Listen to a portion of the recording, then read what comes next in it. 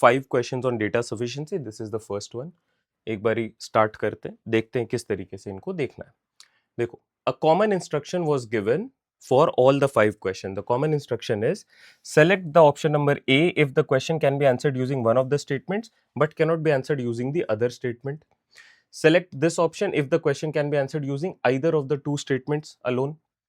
If this question can be answered using both the statements together but cannot be answered using either statement alone. Select this option if the question cannot be answered even without using any of the statements. तो ये सिर्फ मेरे 4 options given है. अब यहाँ से मैं question को स्टार्ट कर रहा हूँ. ध्यान देना, data sufficiency you know the basic drill.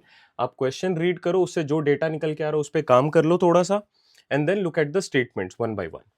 X receives 3 coins of different denominations and the values are 1, 2, 5, 10 and 20. इसमें से उसे कितने मिल रहे हैं? 3 coins. ये ध्यान रखना. If the total amount received by X is M, total अगर करूंगा तो उसे M मिल रहा है. ठीक है, coin number 1, coin number 2, coin number 3 should be equal to M. Does M receive a coin of the denomination 5? Denomination 5 का मतलब सिर्फ ये है. Denomination 5 का मतलब 20 या 10 नहीं होगा. Is that clear? Denomination 5. Denomination 10 is 10. मतलब ये मत समझना कि 10 में भी तो 5 into 2 है. नहीं. Denomination 5 का मतलब है only limiting to this part. Okay. Statement number 1. मेरे से क्या पूछ रहा है? Yes or no पूछ रहा है ना? Yes or no? Does X receive a coin of denomination 5? अगर आप बोल पा रहे हो yes तो आप बोलो yes. अगर आप नहीं बोल पा रहे हो तो आप बोलो no. या श्योरिटी के साथ. M is not a prime number. ठीक है, तो मैं क्या करूंगा ना, मैं पहले केस में 5 को इंक्लूड कर लेता हूँ. 5 इंक्लूड कर रहा हूँ. अब अगर मैं 2 और 1 लेता हूँ तो इसका सम क्या बनेगा m का? 8. 8 is the sum and 8 is not a prime number, but here I have included m. एक और ऐसा केस लेते हैं जहां पे मैं m को इंक्लूड नहीं करूंगा, 5 को इंक्लूड नहीं करूंगा, और फिर मैं कोशिश करूंगा कि ये एक प्राइम नंबर ना बने. जैसे मैं इवन नंबर्स 20, 10 और 2 को कंसिडर कर सकता हूं क्या? सोच के बताओ जरा.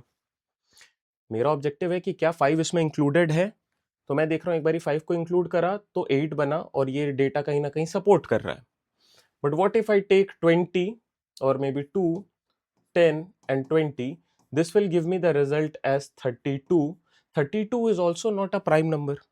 तो ये बोलना कि m is not a prime number, इससे क्लियर कट आप आइडेंटिफाई नहीं कर पा रहे हो whether m is included or m is not included, because when m is included it is not a prime number, when m is not included it is again not a prime number.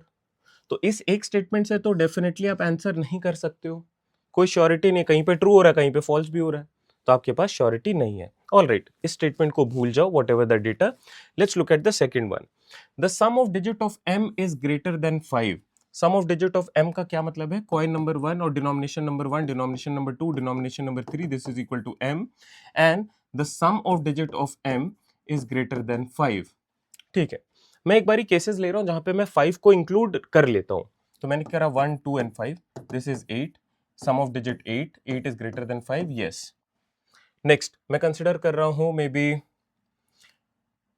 2, 5 and 10. So this is 17. 17 का मतलब 8. 8 is also greater than 5. Yes.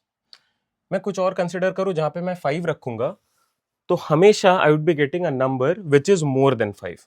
ठीक है, the sum of digit will be more than 5. Okay, but what if I don't take 5? तो मैं ले रहा हूं 1, 2 and 10. So this is simply 13. 13 का सम ऑफ डिजिट देखो, 13 is greater than 5 but sum of digit is 4. 4 is greater than 5. No, यहां पे आपने 5 को इंक्लूड नहीं किया है. कोई और केस लेते हैं, जैसे मान लो ये वाला लिया था मैंने, 2, 10, 20. ये कितने बनेंगे? 32. 32 का मतलब 5. Is 5 greater than 5? नो.